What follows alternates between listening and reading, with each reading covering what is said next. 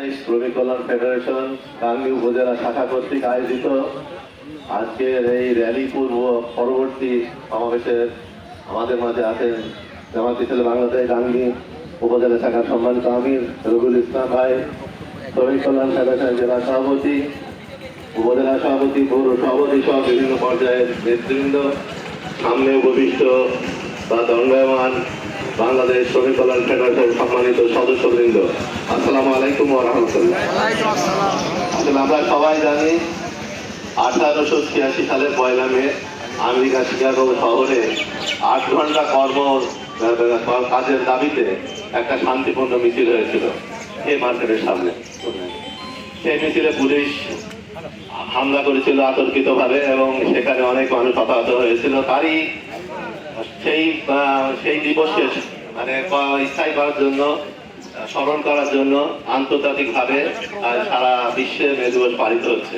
এরই ধারাবাহিকতায় আমরা গাংনীতে এই দিবসটি পালনের উদ্দেশ্যে শ্রমিক কল্যাণ ফেডারেশন কর্তৃক আয়োজিত এই সভা। আলহামদুলিল্লাহ, আপনারা যারা এখানে এসেছেন তাদেরকে সবাইকে ধন্যবাদ।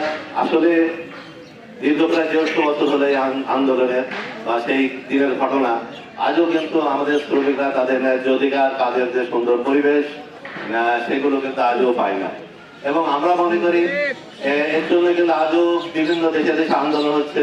বিশেষ করে বাংলাদেশে আপনারা দেখেন শ্রমিকদের, বিশেষ করে গার্মেন্টস শ্রমিকদের আন্দোলন, তাদের সময় মতো বেতনের দাবিতে, বেতন বৃদ্ধির দাবিতে সব সেক্টরেই আমরা দেখতে পাচ্ছি যে এরকম শ্রমিকদের অসন্তোষ, বৈষম্য, কাজের কোনো পরিবেশ নাই।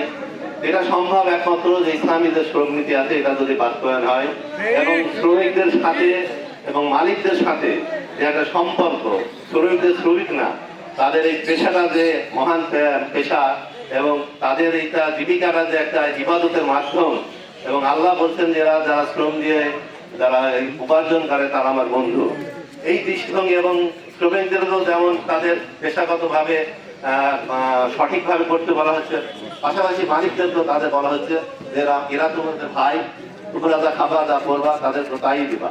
যদি এই সম্পর্কটা আমাদের মধ্যে বজায় থাকে, বিশেষ ইসলামের যে নির্দেশনা আছে, তাহলে কিন্তু এই মিছিল মিটিং বা এরকম দাবি তাদেরকে জানাতে হয় না। সেজন্য আমি আবেদন করি, আসুন আমরা সবাই মুসলমান, আমরা মনে করি যে ইসলামের মূলনীতি শুধু এই ক্ষেত্রেই নাই, সর্বক্ষেত্রে সমাজে, রাষ্ট্রে যদি প্রতিষ্ঠিত হয় তাহলে আমরা সবাই সবারই যে দাবি বা পাওনা সেগুলো আমরা ন্যায্য মতো পাবো। এই বিষয়ে আমাদের সবাইকে সোচ্চার থাকতে হবে, আন্দোলন চালাতে হবে, যাতে করে আমরা রাষ্ট্রীয় পর্যায়ে আমাদের এই ইসলামের বিধিবিধান কায়েম করতে পারি। সকলকে এই আহ্বান রেখে আমি সংক্ষিপ্ত বক্তব্য শেষ করছি। আসসালামু আলাইকুম।